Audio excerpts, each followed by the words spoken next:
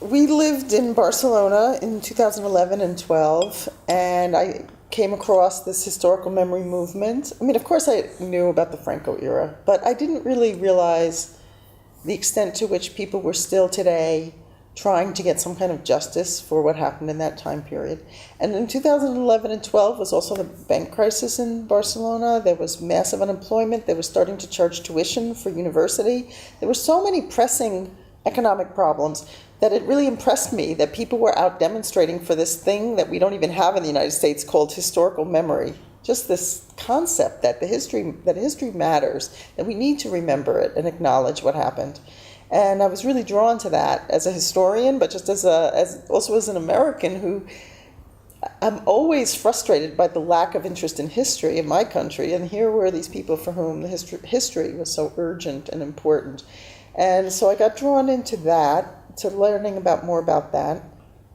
But I was interested in that, but I was really, of course, because of who I am and my whole body of work, I was really interested in where's the LGBT story in this. It has to be there. It's completely erased. First of all, the whole Franco era has been erased. I mean, no one's even talking about all these missing people, lying along the roadsides and ditches in unmarked graves, which was kind of spooky to realize. Like, you travel around Spain and they're just like dead, unmarked mass graves, mountains of unmarked mass graves all along the roadside.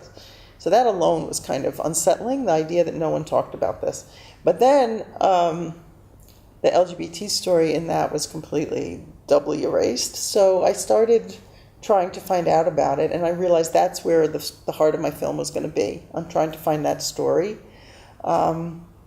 And I was lucky enough to find this one man, Anthony Ruiz, who lived in Valencia. He lived in a little village outside of Valencia, and he also was trying to, he had no training, he wasn't a historian, he wasn't a journalist, he was just a person who had been a victim of the last part of the Franco era. And it was so crazy to me that here was someone who was a victim of Franco, whose whole life had been derailed by what happened, and he was younger than I was. That's how recent it was. He was younger than I was.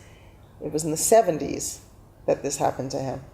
And what happened, of course, was after Franco died and there was the transition to so-called democracy. It was a negotiated transition. And the people from the Franco regime were still in power. And there was an agreement to not bring up the crimes of the past because would start a whole new civil war. And so what happened is that the political parties on the left that had been illegal under Franco were then legalized, and they negotiated to release the political prisoners. But all the LGBT people in prison were not in the category of political prisoners, so they weren't released, and no one negotiated for them. And they just languished there, like Sylvia Reyes in my film. She was in prison many years after Franco died. No one fought for her. No one... I don't know. It's not just that I made a film for academic purposes to put in an archive. This happened. It's really definitely to engage in contemporary. Definitely to get people to start talking about these things, to break the silence that's been around them, and get people to start talking, even if they disagree, and to support the efforts of the historical memory movement, and also really, it's really important for me that the LGBT story be written into the larger human rights struggle, and not be like this isolated little thing that nobody cares about.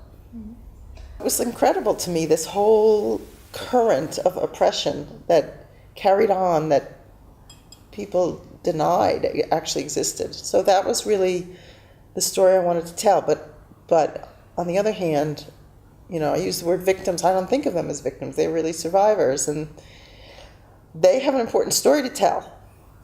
And I feel like young people today can learn a lot from that story because